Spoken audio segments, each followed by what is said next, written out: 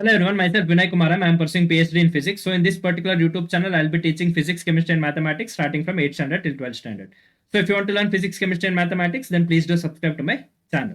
So in my previous video, I had explained about theorem 9.7 and I have explained few concepts related to arc. So in this particular video, we'll look into the next theorems which are there in this particular chapter after theorem 9.7. So that is, we'll straight away move into the next theorem, that is theorem 9.8. So in theorem 9.8, first we will write the statement of this particular theorem 9.8. So angles in the same segment. So angle in the same segment of a particular circle are equal. So are equal. So now how to prove this? So in order to prove this, first we will try to draw the diagram. So basically this particular theorem is trying to tell that if there is a circle like this and if you have an arc here on this particular circle, let's call this arc as PQ. So now if you draw a particular line to a particular point like this, so let's say you're drawing a line at this particular point and this point is joined back to O like this. And now if you join this particular point, let's take another point like this on the circumference on the same segment. So here, if you are considering this particular point, let's call this particular point as A and this particular point as B. So if you are considering 2 points, you should consider those 2 points on the same segment of the circle. So PQ is there. So on the same segment of that particular arc PQ, you have to consider this particular circle. That is on the same segment of the circle. Angle is getting subtended at A by this arc PQ and angle is also getting subtended at point B from the same arc PQ. And these two will be equal to each other. So that is what this particular theorem 9.8 is stating. So in order to prove this, we will try to join P and O, and we'll also try to join O and Q like this. So let's call this point as O. So now this acts as POQ angle. And one more theorem you have to remember, that is theorem 9.7, which we discussed in the previous video. So this particular angle will be half of this particular angle and this particular angle will also be half of this particular angle. So that means basically PAQ and PBQ will be equal to each other. So that means using theorem 9.7 we need to prove this particular theorem 9.8. So please refer my previous video for theorem 9.7. So now we will try to prove this particular theorem. So now we look into the proof. Consider a circle with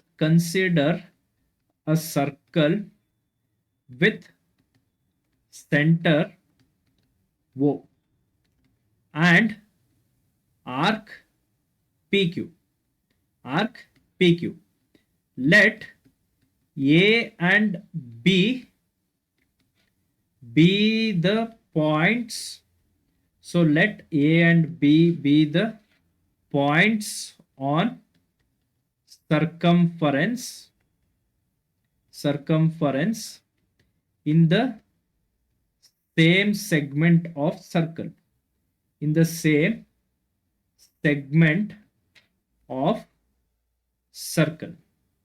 So now on circumference in the same segment of circle, let PQ arc subtend angles at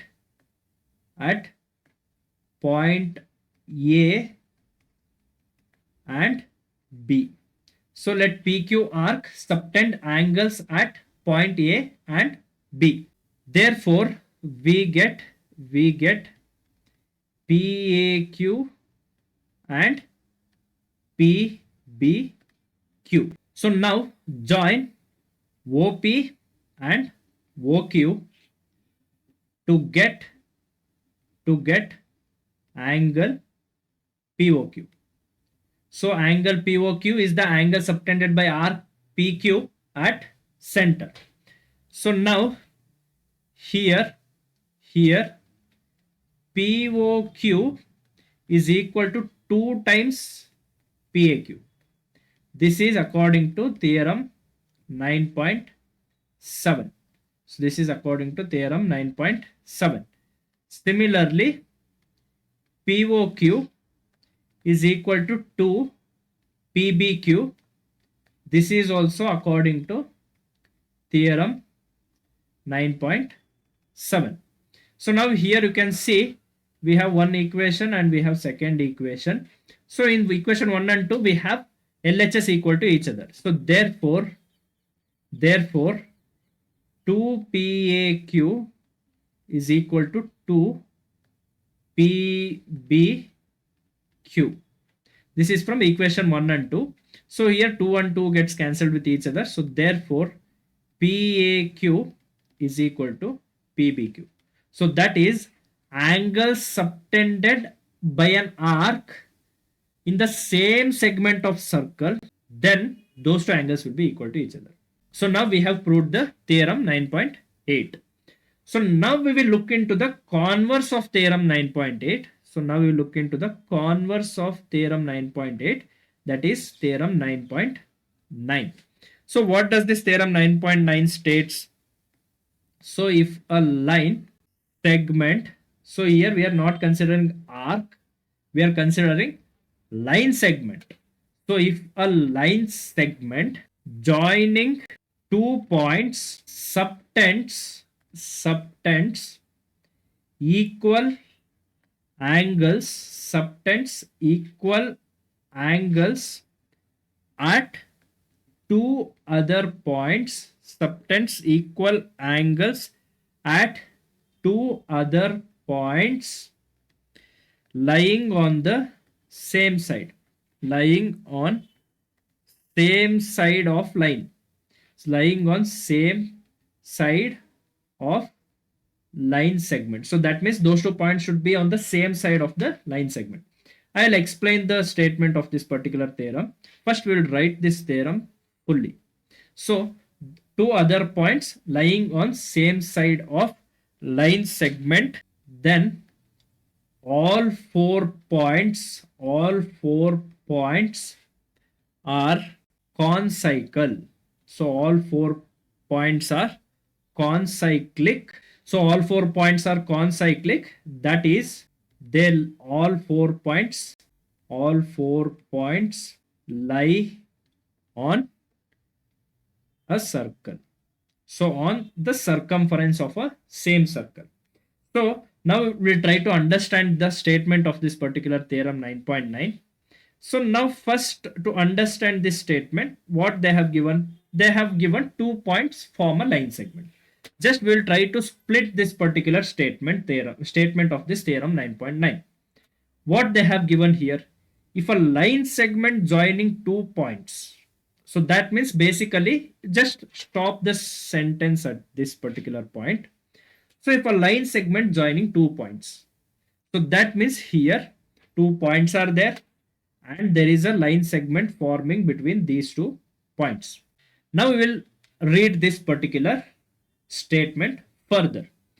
Subtends equal angles at 2 other points lying on the same side of line segment. So that means on the same side of line segment, you have to consider 2 more points. That is, you have to consider 1 point here. So you have to consider 1 point over here. And you have to consider 1 more point over here. So that means here, these 2 points should be on the same side of the line segment. You can't consider 1 point here and 1 point here. Should not do that. Either you have to consider these on the below side of the line segment 2 points, or you have to consider above side of the line segment 2 points. So that means both the points should be on the same side of the line segment.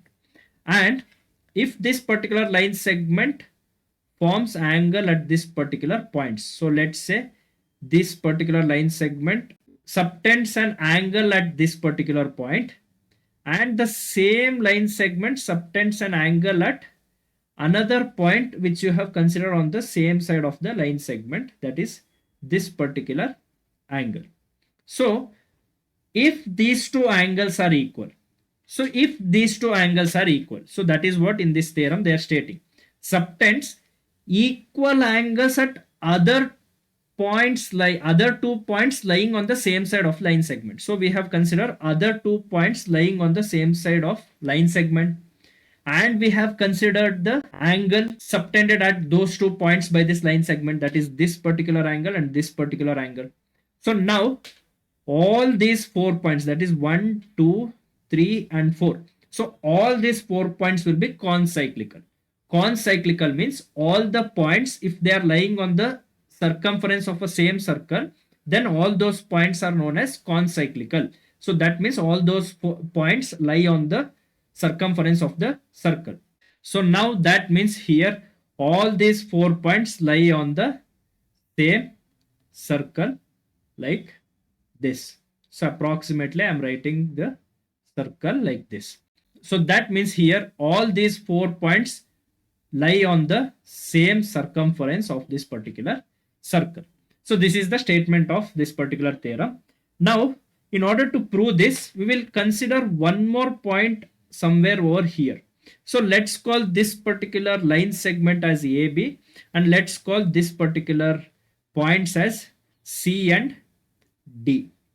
So now we'll consider one more point E here, and we'll join this E and B like this. So let's say these 2 points are not concyclical. So let's say all these 4 points are not concyclical.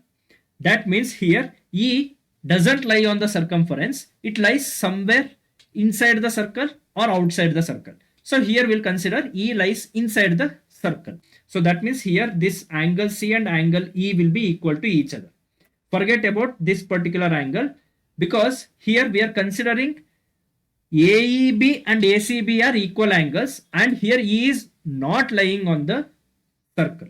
So now we will write this in the statement.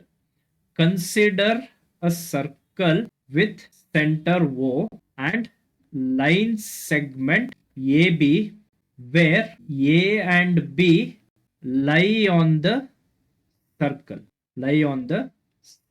So let C and E be the point. So let C and E be the point at which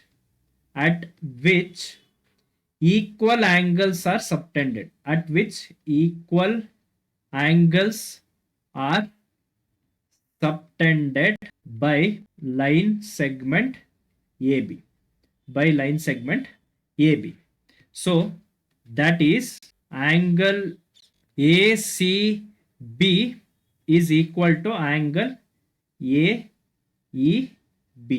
So angle ACB is equal to angle AEB. So this you call as equation 1. Now take point D on circle. Take point D on circle and let AB subtend an angle at D.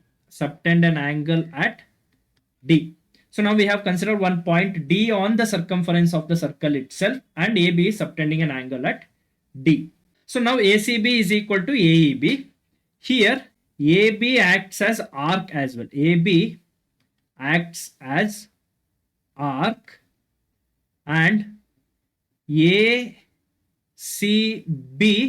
is equal to ADB, because here you can see theorem 9.8 states that an arc subtending equal angles on the same segment of circle, those two angles will be equal to each other. So that means this angle and this angle will be equal to each other. So that's why I have written here theorem. This is theorem 9.8. So angle ACB is equal to angle ADB. But according to equation 1, ACB is also equal to angle AEB. So angle ACB is also equal to angle AEB. And this one we'll call as equation 2. So this we'll call as equation 2. And here equation 2 also says ACB is equal to ADB. So here ACB is equal to AEB also, and ACB is equal to ADB also. This happens, this can happen, this can happen only if E coincides with D. So E coincides with D. So therefore A, B, C and D lie on the same circle. Lie on the same circle.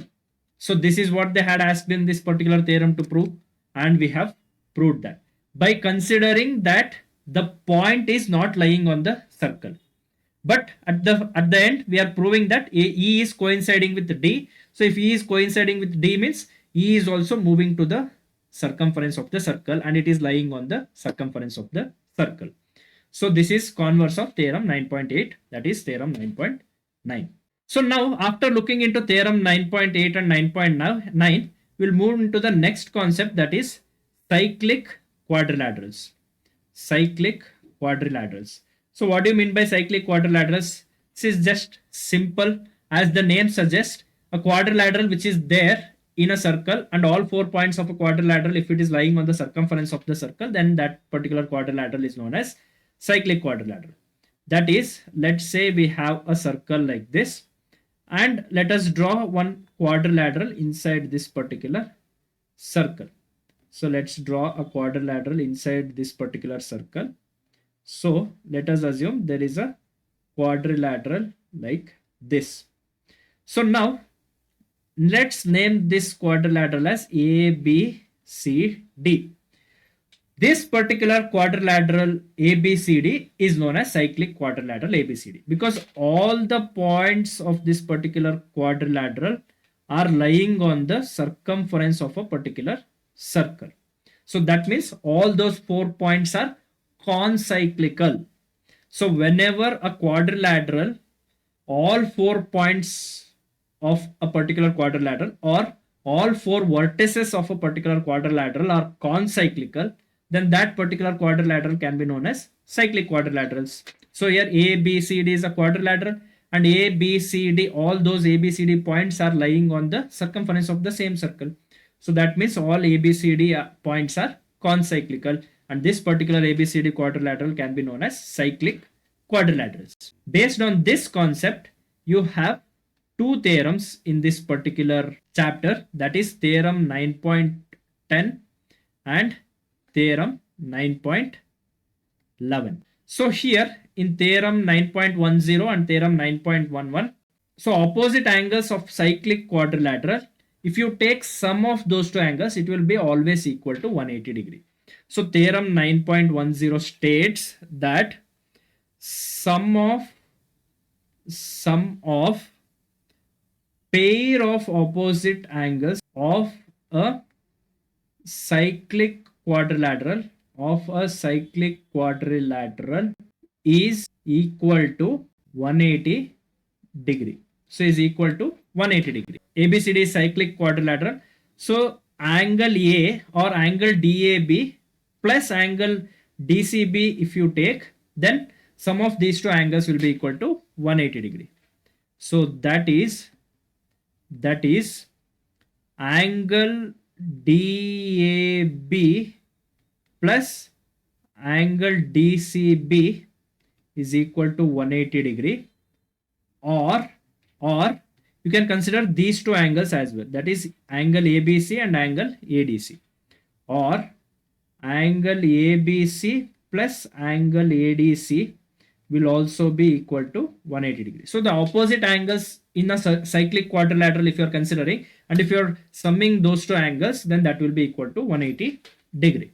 This is theorem 9.10. So now we will move to theorem 9.11, which is converse of theorem 9.2. That is, in a quadrilateral, if sum of either side, either sum of either opposite pair of angles, So either opposite pair of angles is equal to 180 degree, then the quadrilateral, cyclic quadrilateral. So quadrilateral is a cyclic quadrilateral. So that is, if DAB plus DCB in the quadrilateral ABCD, if DAB plus DCB is equal to 180 degree, or angle ABC plus angle ADC is equal to 180 degree, either of the opposite angles, if they are equal to 180 degree, then remaining pair will also be equal to remaining pair, if you take sum of them, that will also be equal to 180 degree only. So either opposite angles in a particular quadrilateral, if you are proving they are equal to 180 degree, then that particular quadrilateral will be cyclic. That is, that quadrilateral is a cyclic quadrilateral. That is, if a sum of this angle and this angle, if it is 180 degree, then it is a cyclic quadrilateral. And if a quadrilateral is cyclic, then opposite angles in that particular cyclic quadrilateral will be, if you take sum of those two opposite angles, then that will be equal to 180 degree. So theorem 9.10 states that if you are considering a cyclic quadrilateral, then opposite angles will be, if you take sum of opposite angles, that will be equal to 180 degree. So if you are adding the opposite pair of angles in a particular quadrilateral, and if the sum of those two angles is equal to 180 degree, then that particular quadrilateral is cyclic quadrilateral. So now we have learnt about theorem 9.8, theorem 9.9, theorem 9.10 and theorem 9.11. So this is all there in this particular video. So in this particular video, we had learnt about theorem 9.8, 9.9, 9.10 and 9.11. So based on these theorems, we have few examples, that is example 2, 3, 4 and 5. After that, we have exercise 9.3. So all those things I'll be teaching in my subsequent videos. Until then, if you want to learn more physics, chemistry and mathematics starting from 8th standard till 12th standard, then you have to subscribe to my channel. Please do subscribe to my channel and stay tuned with my channel. Thank you.